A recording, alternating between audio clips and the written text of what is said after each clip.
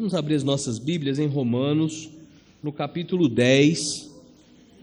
Vamos reler o texto que expomos semana passada, como já introdução para a continuação da exposição desse capítulo. Vamos ler dos versículos 1 ao versículo 13. Romanos 10, de 1 a 13.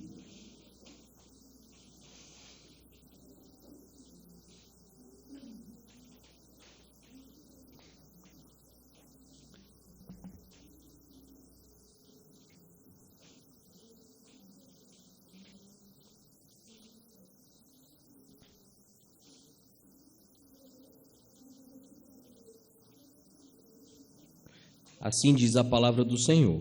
Irmãos, a boa vontade do meu coração e a súplica a Deus, a minha súplica a Deus, a favor deles são para que sejam salvos, porque lhes dou testemunho de que eles têm zelo por Deus, porém não com entendimento. Porquanto, desconhecendo a justiça de Deus e procurando estabelecer a sua própria, não se sujeitaram à que vem de Deus. Porque o fim da lei é Cristo para a justiça de todo aquele que crê. Ora, Moisés escreveu que o homem que praticar a justiça decorrente da lei viverá por ela. Mas a justiça decorrente da fé, assim diz: não perguntes em teu coração quem subirá ao céu, isto é, para trazer do alto a Cristo, ou quem descerá ao abismo, isto é, para levantar Cristo dentre os mortos.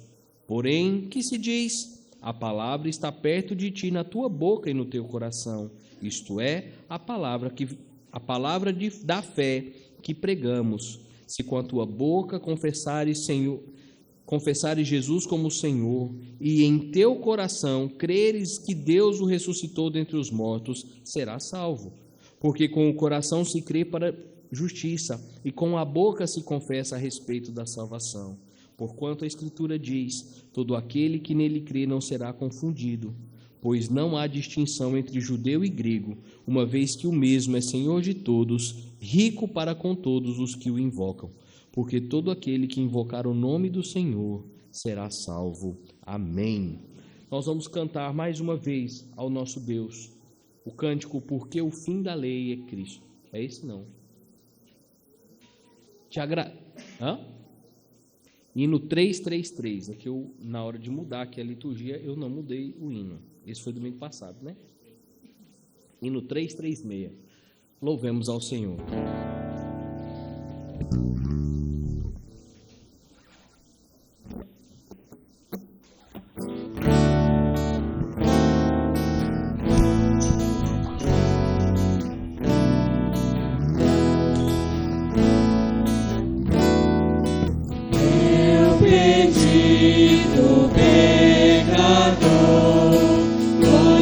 Do meu Jesus,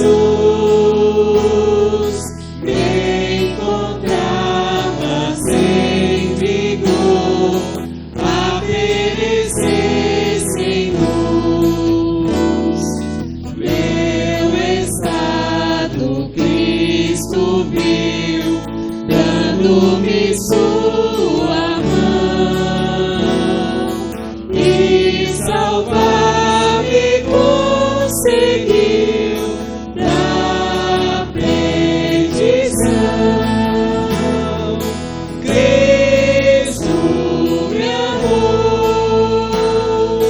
e me livrou. O seu imenso amor me transformou.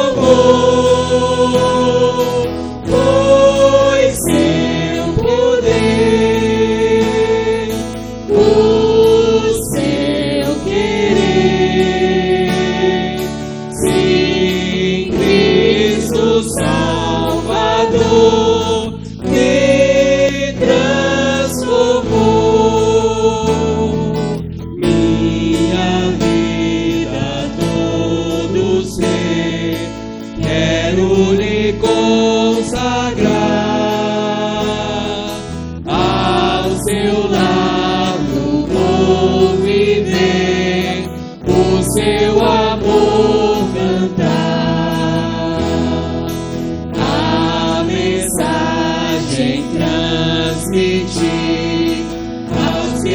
perdidos são, venham todos já fruir a salvação. Cristo me amou e me livrou. O seu imenso amor me transformou, pois seu poder, o seu querer, sim, Cristo Salvador me transformou.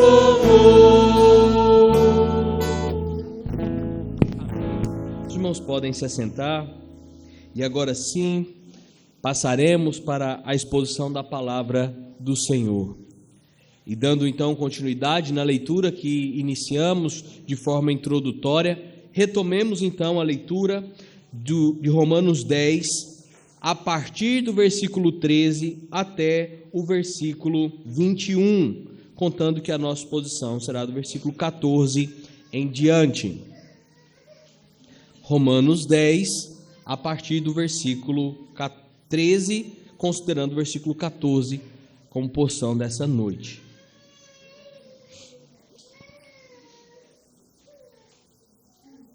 Romanos 10,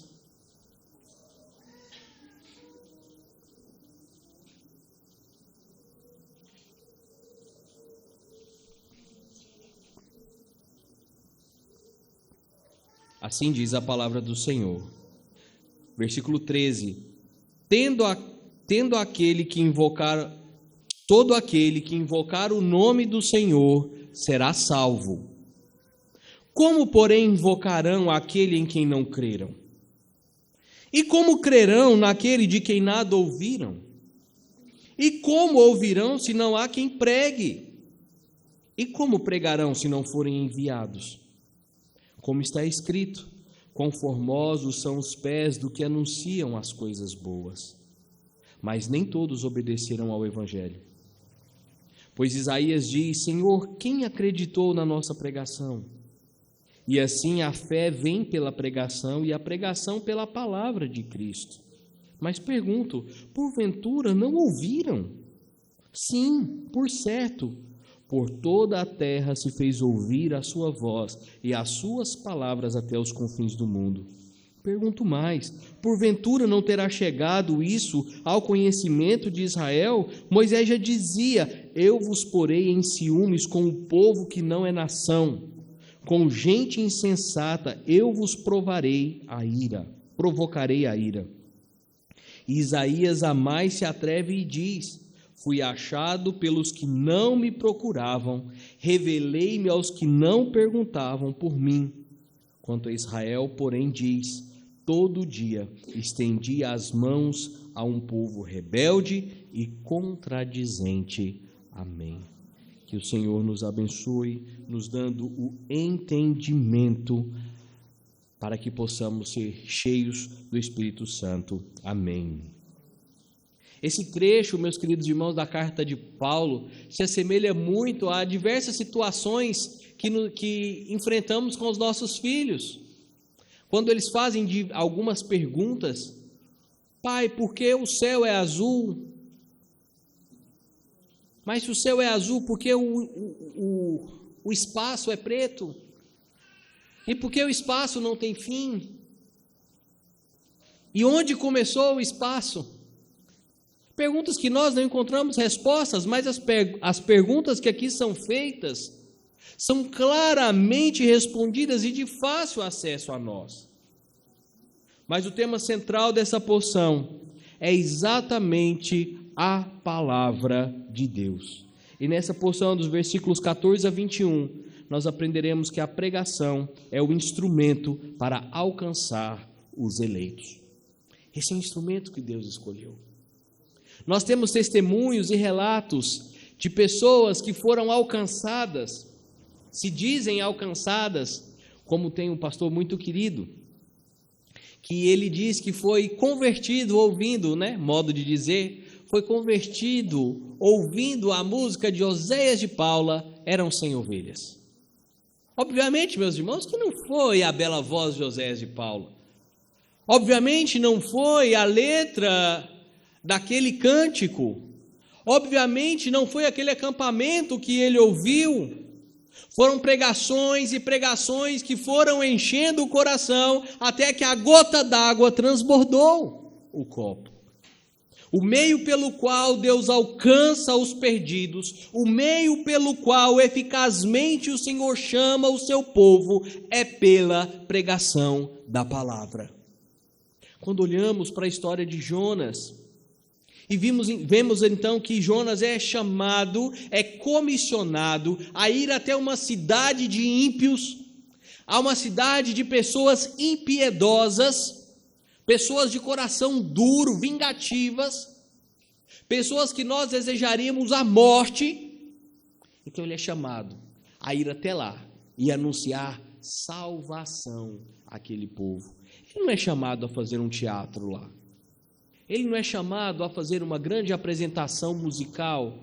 Ele é chamado a proclamar, a bradar palavra de salvação, de arrependimento. E que se aquela cidade não se arrependesse, então elas seriam consumidas pela ira do Senhor. Não é a mesma mensagem do Senhor Jesus Cristo? Quando nós vemos de forma mais enfática no Evangelho de Marcos, o Senhor Jesus Cristo dando ênfase na sua pregação para arrependimento dos seus pecados, arrependimento de uma vida de transgressão. Mas então nós identificamos 3 coisas muito características nesse texto, que nos trazem luz acerca da essência da pregação. E a primeira delas é o papel do pregador. E aqui nos versículos 14 e 15, então, nós identificamos algumas coisas. Como, porém, invocarão aquele em quem não creram? Ele faz um caminho inverso, um uso da lógica. E como crerão naquele de que nada ouviram? E como ouvirão se não há quem pregue? E como pregarão se não foram enviados? Como está escrito, quão formosos são os pés dos que anunciam a obra anunciam as coisas boas, ou a boa obra do Senhor. O propósito pelo qual nós somos criados é invocar, glorificar, exaltar o nome do Senhor. E como nós podemos fazer isso? Se entendemos que somos totalmente depravados, se entendemos que estamos totalmente caídos, incapazes de buscar ou de escolher a Deus, como então eu posso invocar alguém que eu não conheço? Então eles vão dizer, e a essência disso é pela pregação. E para que haja então a pregação, e a palavra usada aqui é akerusso, que significa sou um arauto, proclamo, prego, publico acerca de algo. E aqui, meus queridos irmãos, é acerca da salvação. Para que os pecadores se arrependam dos seus maus caminhos, para que os nossos pecados sejam confrontados, é necessário que haja a pregação da palavra, para que eles possam crer na pessoa do Senhor Jesus Cristo, para que a esperança possa reinar nos seus corações. E que o que é fantástico aqui é que Paulo ele traz essa ordem: para invocar eu preciso crer, para crer eu preciso ouvir, e para que eu ouça tem quem pregue. E por isso, meus irmãos, o Senhor levanta obreiros, o Senhor levanta homens para que anunciem as obras da salvação. O nosso irmão Oséias acabou de concluir um curso de missões, o CTM, e concomitante a isso, ele irá ao seminário, se Deus assim permitir, assim como eu fui, assim como outros ministros também foram, para se aperfeiçoarem, porque havia um chamado. Deus nos incomodou a servir no reino. Como se dá esse chamado? Como o povo pode então ouvir esse chamado? Meus irmãos, é algo até curioso. Há relatos de pessoas que ganhavam muito dinheiro, tinham empregos muito rentáveis e deixaram tudo, porque não havia satisfação no seu ser. Por mais dinheiro que ganhavam, faltava algo, e nada mais satisfatório do que dar uma boa notícia, ou não é? Como é triste, como dizia o vosso presidente, receber uma notícia no meio da noite e não poder fazer nada. Como é triste ser portador de uma má notícia e você ver o rosto então da pessoa recebendo aquela notícia desfalecendo. É horrível. Mas em contrapartida, como é bom chegar e dizer: eu tenho uma novidade para você. Conte. Eu quero ouvir. E Paulo então evoca Isaías no texto que nós lemos ainda há pouco na liturgia. Ele vai dizer, como está escrito: quão formosos são os pés do que anunciam as coisas boas. Que coisas boas são estas que nós precisamos pregar a todos? Qual é a essência então daquilo que nós devemos anunciar? O contexto de Isaías diz tudo. O povo estava imergido em pecado, o povo estava destruído, o povo estava imerso num cativeiro. E Deus então levantou aqueles para que anunciassem que há um Deus. Ele restaurará, Ele trará libertação. Imaginem vocês num cativeiro e chega então a notícia: vocês serão libertos. Isaías vai dizer: felizes estes que dão as boas notícias. E qual era a notícia que aquele mensageiro daria? O teu Deus reina. A mensagem hoje no Novo Testamento, no nosso contexto, meus irmãos, é uma mensagem muito maior do que Israel recebeu. Da libertação do cativeiro, nós temos a concretização de que fomos libertos do pecado, de que o sangue do Cordeiro vertido naquela cruz foi eficazmente, foi suficiente para nos proporcionar vida, para que nós tivéssemos esperança. Você quer uma notícia melhor do que essa? A esperança de que haverá salvação para todos aqueles que invocarem o nome do Senhor, esperança para aqueles que foram eleitos. A passagem de Isaías 52 descreve a exuberância com que os exilados receberiam as notícias do seu remanescente liberto do cativeiro. Essas notícias foram consideradas por eles como sendo em extremo maravilhosas, não só porque podiam agora regressar à sua pátria, mas também, e talvez especialmente, porque para eles significava que o favor divino ainda repousava sobre eles e que não este ou aquele poder terreno, mas Deus, o seu próprio Deus, estava ainda reinando. Sabe qual que é a melhor parte disso tudo? É quando nós entendemos quem somos, o quão pecador nós somos, o quão imerecedores nós somos, o quão merecedores nós somos do inferno. Mas assim, porque Deus levantou pregadores desde a igreja primitiva para anunciarem a salvação, para que eu e você tivéssemos a oportunidade de conhecer a verdade e por fim estarmos aqui invocando o nome do Senhor. E se assim o fazemos, é porque o Senhor reina no nosso coração, porque Ele é o Senhor das nossas vidas, e isso redunda em libertação, em salvação, em esperança. E agora também somos agentes de testemunho. Aqueles que foram alcançados pelo Espírito Santo são agora comissionados a testemunhar deste amor. Obviamente, uns para apóstolos, outros para mestres, outros para diversas áreas, mas em tudo o que façamos, seja para a proclamação do Evangelho. Aos nossos professores, quando você ensinar português, matemática, inglês, ensine para a glória do Senhor. Quando você for liberar o empréstimo no banco, aos nossos bancários, que seja para a glória do Senhor.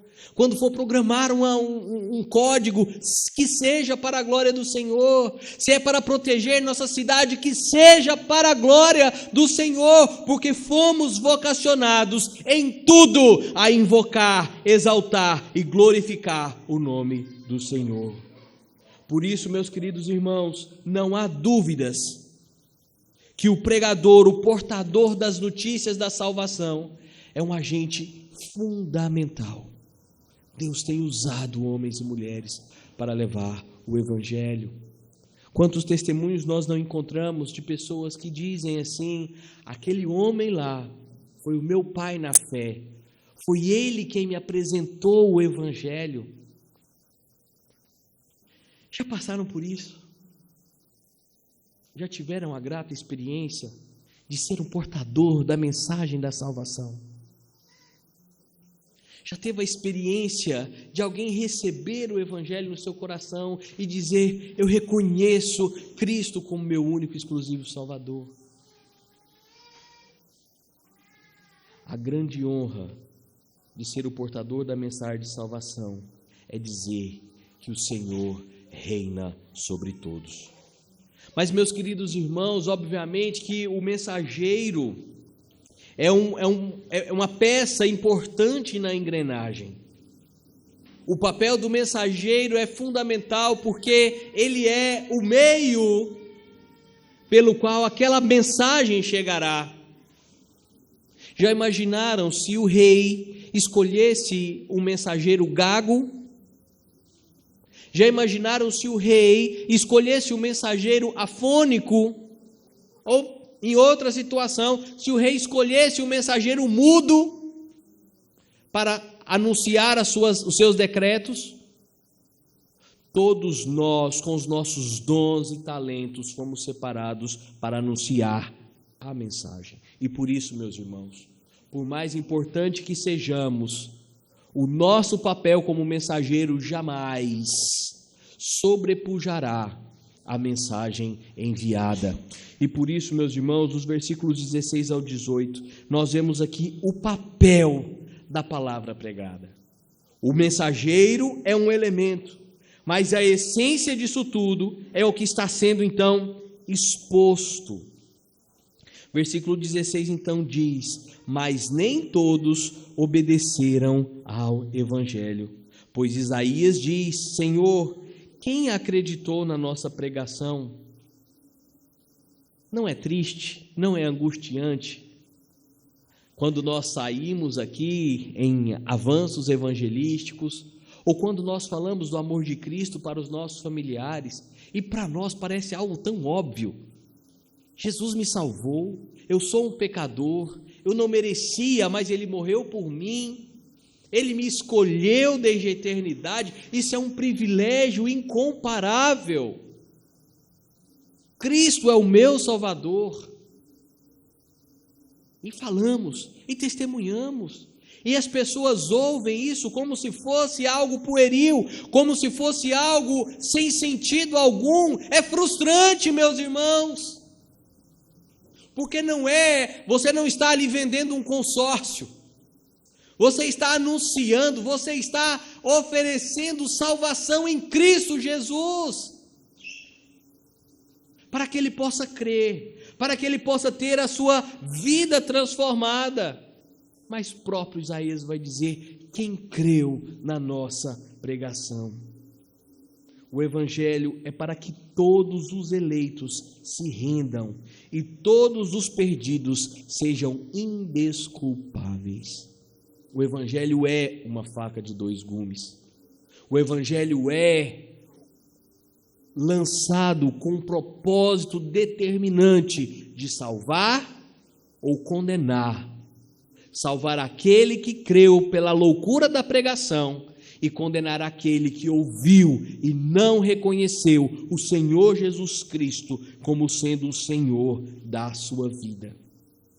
Por isso, meus irmãos, é tão grave, por isso é tão triste e é tão necessário que oremos incessantemente, que preguemos incessantemente para os nossos entes queridos que ainda não foram alcançados pelo Espírito Santo, na esperança de que o Senhor, no seu decreto soberano, tenha os escolhido também e que no devido tempo eles sejam salvos, sejam transformados e reconheçam também a essência da palavra, não pelo pregador.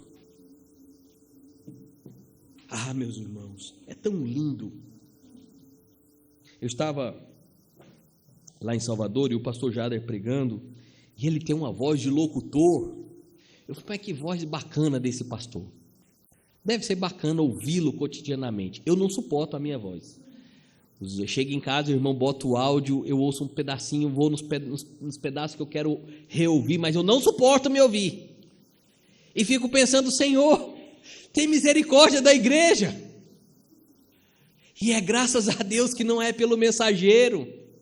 Graças a Deus não é pela minha voz, como dizia em Goiás, de taquara rachada. Não é pela minha boa ou não capacidade de oratória, é pela palavra, é ela que alcança os corações, ela é a essência.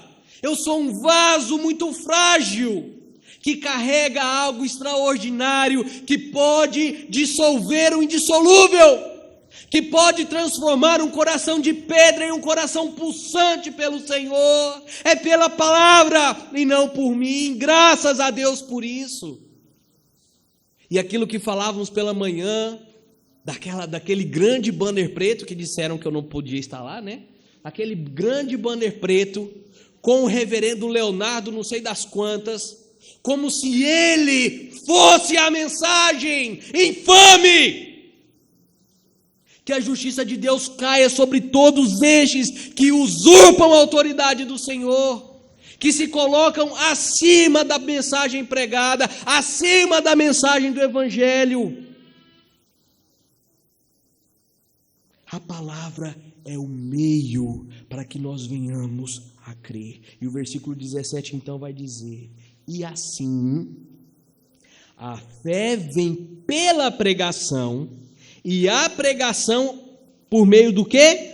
Da palavra de Cristo. Não é a pregação, meus irmãos, não é a fé, é a fé em Cristo Jesus, é a pregação da palavra do Senhor, do Evangelho do Senhor Jesus Cristo. É nele, ele é a essência. Aí o versículo 18 fecha a questão dizendo, mas pergunto, porventura não ouviram? É como se ele dissessem assim, mas é como se alguém chegasse para você, depois de você pagar 3 anos de consórcio, e alguém disser para você, olha, você foi contemplado, e a pessoa disser, mas eu não quero. 3 anos esperando, 3 anos pagando, e você não quer? Não faço questão. Ou você diz, olha, um parente muito distante faleceu, e você recebeu uma grandiosa herança. Não, obrigado, não estou precisando não.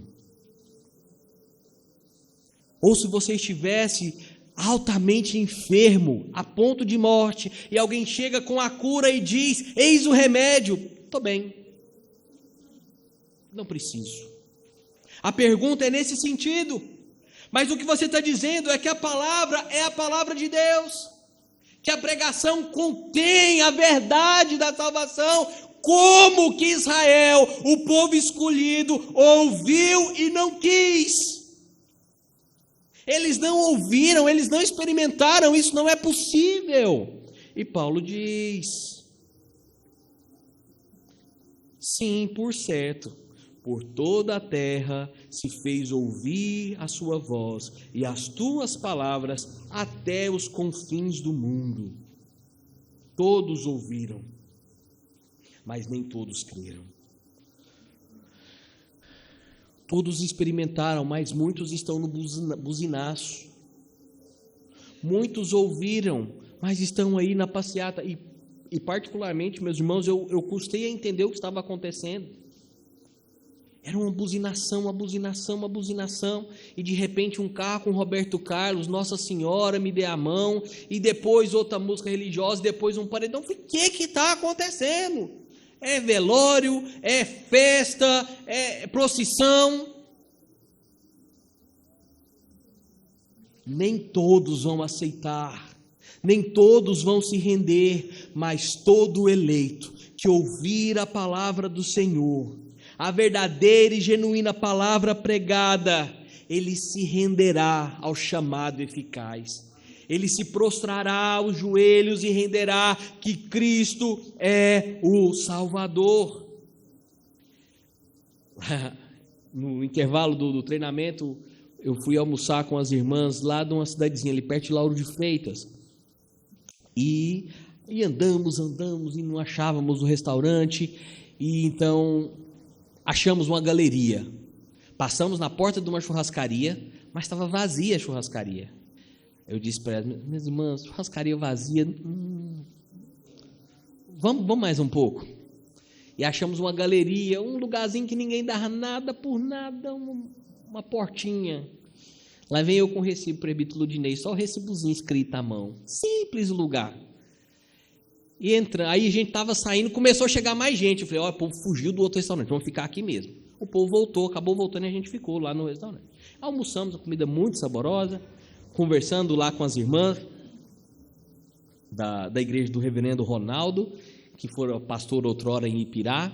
E então, a hora que eu estou levantando, já tinha pagado, estou levantando uma senhorinha com a camisa com a Nossa Senhora, aquela típica carola, aquela senhorinha católica mesmo, ela me gruda pela mão. Ela tinha catado na mão da irmãzinha e depois me pegou para Cristo também. Porque a irmã falou que eu era pastor, ela vem em cima. Olha, eu quero te dizer uma coisa, vixe. O meu sobrinho, aí começou uma história longa do sobrinho que era alcoólatra e tudo, até que ele foi estudar numa escola presbiteriana. E lá na escola presbiteriana, ele ouviu a palavra da salvação. Ela reconheceu, a católica, fervorosa. Ela diz: eu sou católica, mas foi lá que o meu sobrinho ouviu a palavra de Deus. Hoje ele é o arrimo da família, é o arrimo espiritual, porque ele ouviu a pregação da palavra.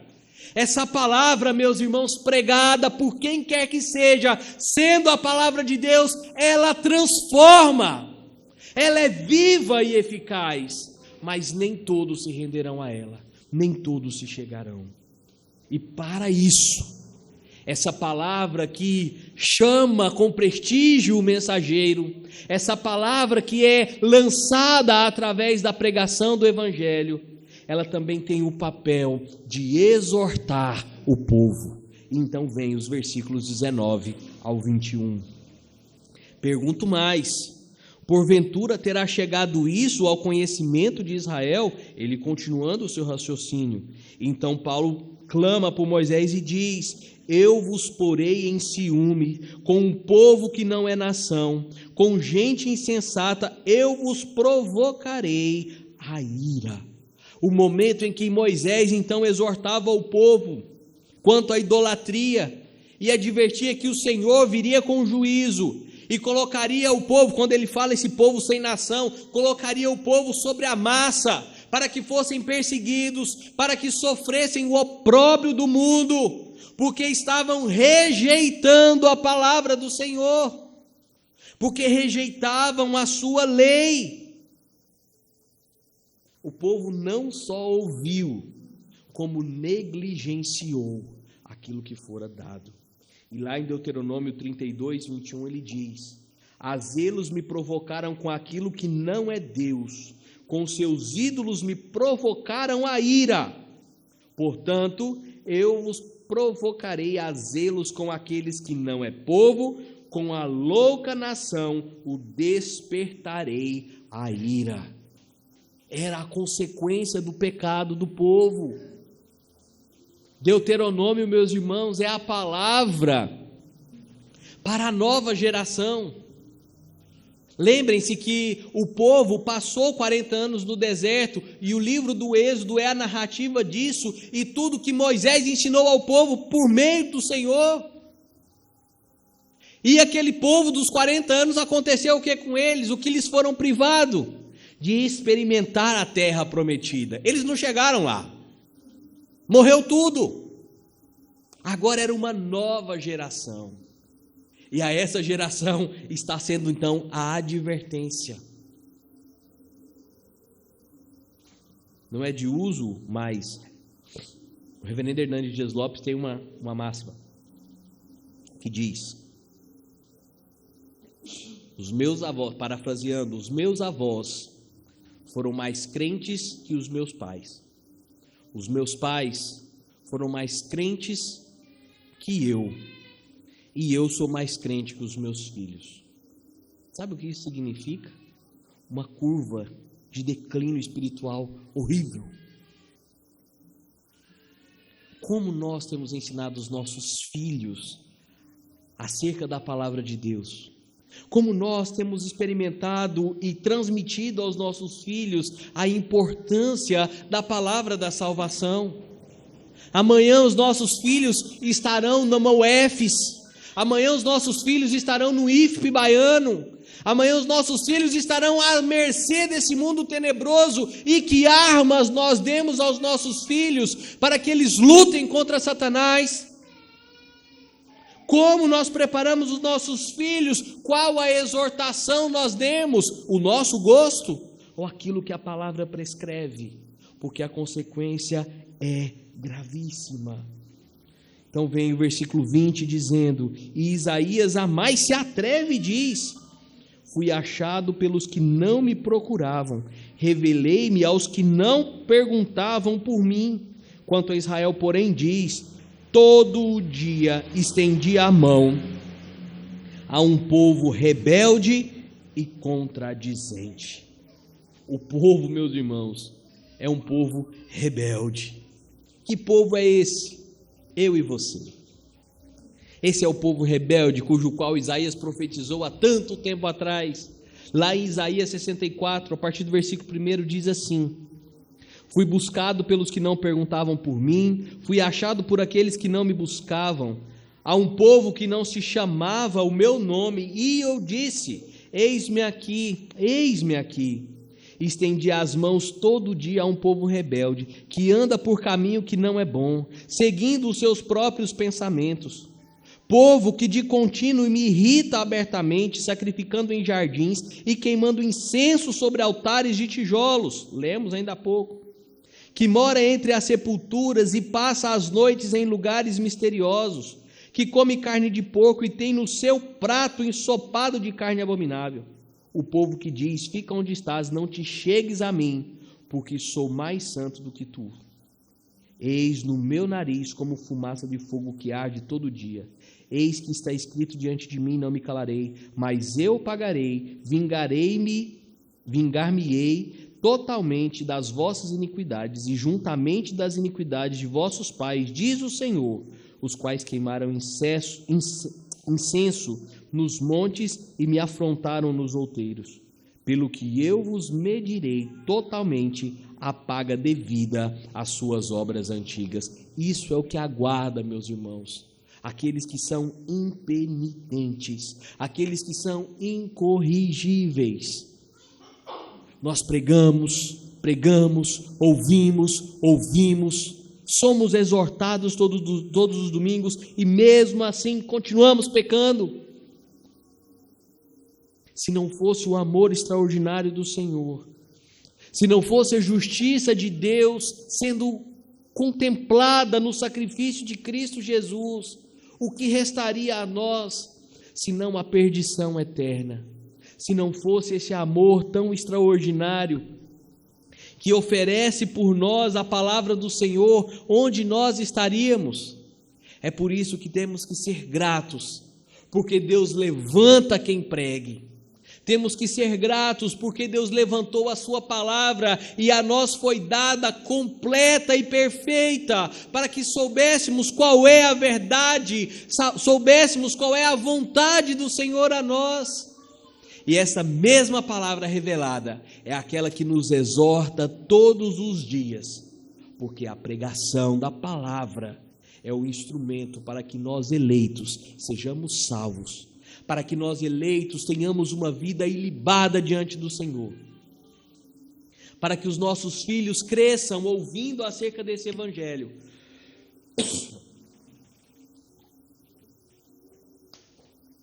e não se desviem deles, para que quando os nossos filhos contarem as histórias aos seus filhos, aos nossos netos, eles possam dizer: meu filho, eu estou te ensinando para que você seja mais crente do que o seu avô, para que você seja mais crente do que eu, para que o nome do Senhor seja exaltado.